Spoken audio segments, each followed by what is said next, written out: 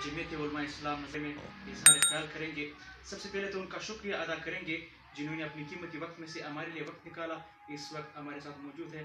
जी मुफ्ती साहब, जमीयत उलमा इस्लाम पे से जमीयत उलमा इस्लाम नज़रियाती तक का सफ़र, एक वक्त था जब आप लोग सारे एक नज़रिए, एक सोच फिक्र यानी कि जमीयत उलमा इस्लाम फेवरेट के साथ थे। फिर ऐसी क्या वजह बनी कि जमीयत उलमा इस्लाम नज़रियाती वजूद में आई और आप लोगों ने इसमें शरीक किया? बिस्मिल्लाहिर्रहमानिर्रहीम। सबसे पहले आप सहाफ़ी हज़रात का शुक्रिया अदा करते हैं। इसमें कारनामा न्यूज़ और बियानवे न्यूज़ दोनों का शुक्रिया अदा करते हैं कि उन्होंने टाइम निकाल कर मुझे टाइम दिया है। बात आपने बहुत बेहतरीन बात की है, तो इस सवाल का जवाब मैं आपको दूंगा। जमीयत उलमा इस्लाम नज़रियाती पहले ही दिन से जमीयत उलमा इस्लाम के साथ मुफ्ती महमूद रहमतुल्लाह ताला अलैह के मिशन पर चल रही थी और जमीयत नज़रियाती की ज़रूरत ही नहीं थी। जब तक अकाबिरीन जमीयत ने मुफ्ती महमूद का मिशन नहीं छोड़ा था, उस वक़्त तक जमीयत उलमा इस्लाम नज़रियाती वजूद में नहीं आई थी। लेकिन जब ये मुसलमानों पर ये हालात आते रहते हैं, अफ़ग़ानिस्तान की सरज़मीन पर जब मुसलमानों पर जुल्म शुरू हुआ और कुफ़ार की तरफ से और नेटो की तरफ से अफ़ग़ानिस्तान के मज़लूम मुसलमानों पर, वहाँ के अवाम पर कुफ़ार की तरफ से जुल्म शुरू हो गए, उस वक़्त जमीयत उलमा इस्लाम में रहने वालों ने अफ़ग़ानिस्तान की मुसलमानों की हिमायत छोड़ दी थी और उन्होंने मुजाहिदीन का साथ देना छोड़ दिया था और उनको हर किस्म की ताउन से इज्तिनाब करना शुरू कर लिया।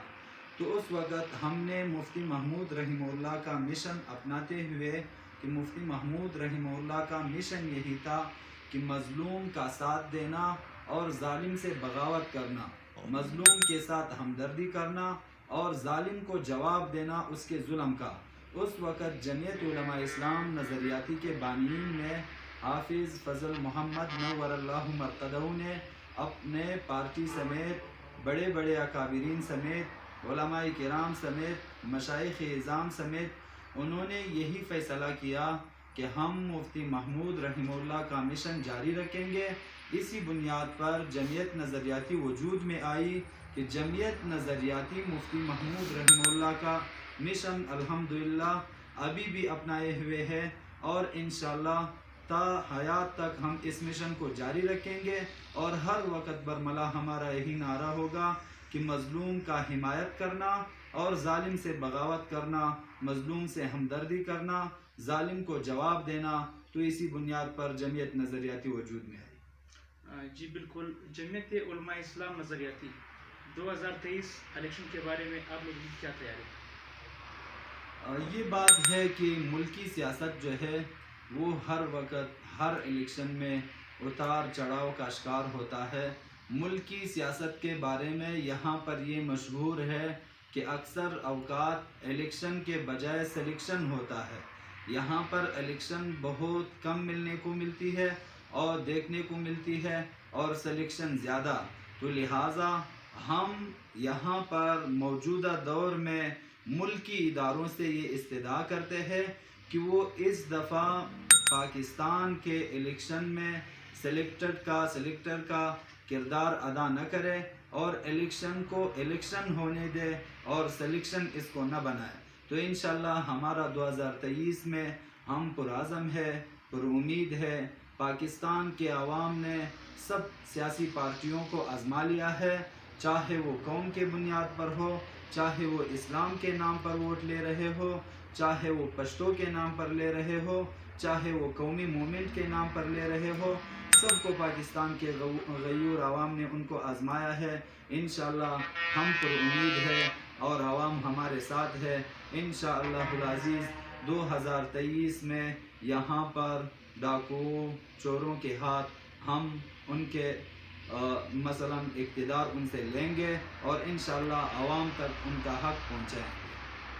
हल्का पीपी 24 के मिनिस्टर मलक नईम साहब, बस ये एक कहानी है कि वहाँ पर मसलन कोई लोग बैठे हुए थे پوچھ رہا تھا کوئی بندہ کہ آپ فلاں ہے کیا فلاں ہے، تو اس میں ایک بندہ کہہ رہا تھا کہ یہ مولوی صاحب ہے، فلاں ملک صاحب ہے۔ ایک بندے کا جب باری آیا کہہ رہے آپ، کہہ رہے میں ویسا ہی اچھا آدمی ہوں، ملک صاحب ویسا اچھا آدمی ہے، بیچارے کا نہ سیاست سے کوئی سروکار، نہ سیاست کا اس کو اے کا پتہ، نہ زیڈ کا پتہ، نہ الف کا پتہ، نہ یا کا پتہ۔ اس کا 3 سال گزر گئے، 3 سال گزرنے میں علاقے میں ابھی بھی پانی کا بحران ہے، علاقے میں بجلی کے لوڈ شیڈنگ سے عوام تنگ آ گئے ہیں، علاقے میں گیس کا لوڈ شیڈنگ مسلسل بدستور جاری ہے، علاقے میں سڑکیں جو ہے ٹوٹ پھوٹ کے شکار ہے، علاقے میں جگہ جگہ پر کچرا کے ڈھیر پڑے ہوئے ہیں، علاقے میں تعلیم کی کمی ہے اور کم سن بچے جو ہے تعلیم کے بجائے بازاروں میں بھیک مانگتے ہیں، اور ابھی تک تعلیم کے حوالے سے جو ہمارے نسل کا سب سے بنیادی مسئلہ ہے وہ تعلیم ہے۔ تعلیم کے حوالے سے ہمارے منسٹر صاحب نے پورے حلقہ PB 24 میں کوئی بھی اقدام نہیں اٹھایا، اور ساتھ ساتھ اس کے علاوہ ملک صاحب کا کوئی اور کردار بھی نہیں ہے، بس جہاں پر بھی جس سٹیج پر بھی ہو بیچارہ بس ڈائلاگ کے علاوہ باقی میرے خیال سے کوئی کردار نہیں۔ تو میں نے پہلے بھی کہا تھا کہ نہ اس کو سوال کی ضرورت بھی نہیں تھی، اور انشاءاللہ میں عوام سے یہ وعدہ کرتا ہوں کہ 2023 میں بیچارے کا پھر یہاں پر نہیں ہوگا نام، اور انشاءاللہ العزیز عوام بھی سمجھ گئے، عوام نے بھی آزما لیا اور کردار بھی دیکھ لیا اور اس کا گفتار بھی دیکھ لیا۔ بیچارے کے پاس کردار تو بہت دور کی بات، گفتار کی بھی بہت کمی ہے۔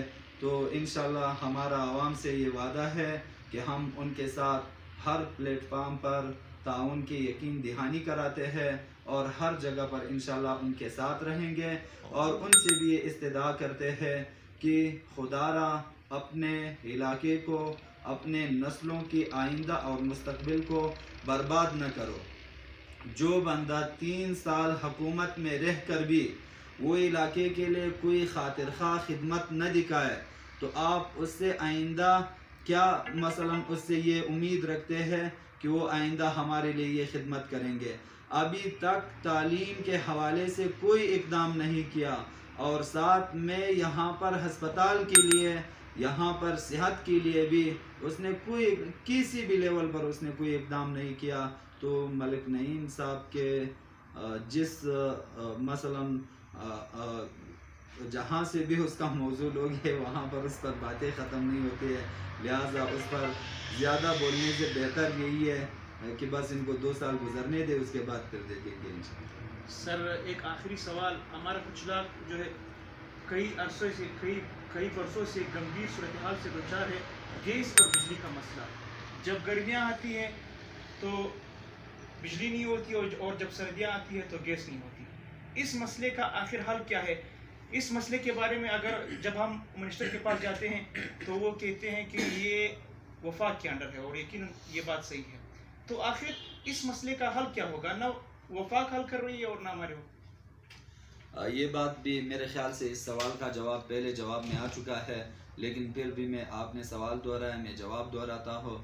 بات یہ ہے کہ آپ نے بالکل صحیح کہا کہ علاقے میں پانی اور گیس کے لوڈ شیڈنگ اور بحران یہ آج سے نہیں برسوں سے چلا آ رہا ہے، لیکن علاقے کے لیے حق لانا یہ ایک باصلاحیت، با استعداد، باہمت نمائندے کا کام ہوتا ہے۔